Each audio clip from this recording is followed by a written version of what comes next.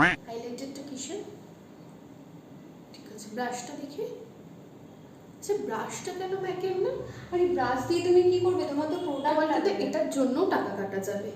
আমি তোমায় বলেছি A to Z সবটাই ম্যাকের দিতে। হায় ভগবান, এই কেমন ব্রাইট! আমি দিতে পারবো না ব্রাশ ম্যাকের। ম্যাকের একটা ব্রাশ হয় তোমার নাকি? কিন্তু ম্যাকের ব্রাশ দিয়েই আমার করার কথা ছিল। কই তুমি তো ম্যাকের ব্রাশ হয় নাকি? তুমি তো বুকিং এর সময় আমায় বলো। তুমি